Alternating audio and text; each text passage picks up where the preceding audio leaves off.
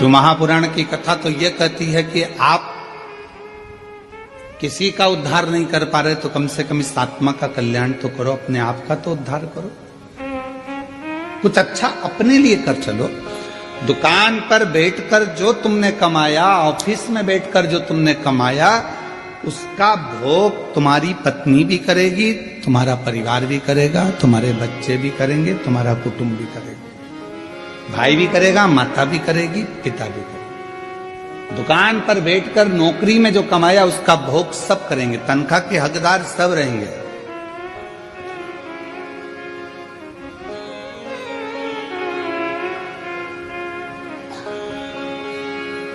पहले के समय में चलता था नौकरी, एक करे नो खाए, उसको कहते थे नौकरी। फिर आई चाकरी, एक करे चार खाए, चाकरी। आज के जमाने में चलती है तनख्वाह। व्यक्ति उतना ही कमा पाता है जितना तनख्वाह लेता है, उससे ज्यादा मिल भी नहीं पाता। पर जितना तुमने दुकान पर बैठकर कमाया, जितना तुमने नौकरी कर कर कमाया, उसका तो भोग तुम्हारी पत्नी भी करेगी, बच्चे भी करेंगे, सब करेंगे।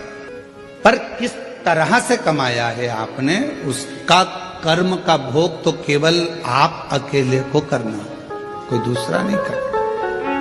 पूछा जाएगा,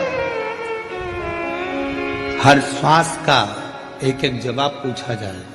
आपका और हमारा तो शुरू से ही आदत बनी हुई है। जब पढ़ते थे, स्कूल जाते थे, उस समय पर भी लोग पूछते थे, क्यों टीचर पूछते थे तुमने ये करके लाए कि नहीं लाए, तुमने ऐसा करा कि नहीं करा, हमने होमवर्क दिया था तुमने करा कि नहीं करा, ये लिखा कि नहीं लिखा, ऐसा करा कि नहीं। तो वो तो क्रम चालू रहता। तो जब बचपन में टीचर पूछता था, बड़े होकर माँ बाप पूछते हैं, तू वहां गया था, क्या करा, कैसे करा। तो परमात्मा भी तो पूछेगा कि तू नीचे गया था, तुझे मृत्यु लोक में भेजा था और महाराष्ट्र की पवित्र भूमि पर जलगांव में तुझको भेज दिया था, जन्म दे दिया था, तूने वहां जाकर करा क्या, ये बता।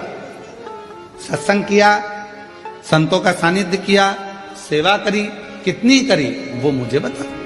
तो पूछे, फिर आप क्या बोल पाओ।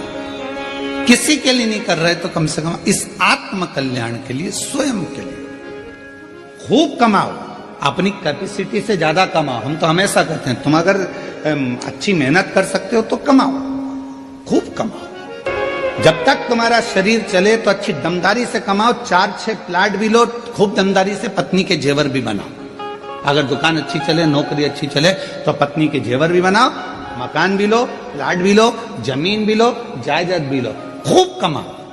पर एक बात याद रखना, तुम्हारी नौकरी चले तो तुम ये सब कुछ करो, पर उसी तरह तुम्हारा जब तक शरीर चले तब तक शंकर के मंदिर में जाकर एक लोटा जल भी चले। शरीर नहीं चलेगा, दूसरे जाएंगे, हाथ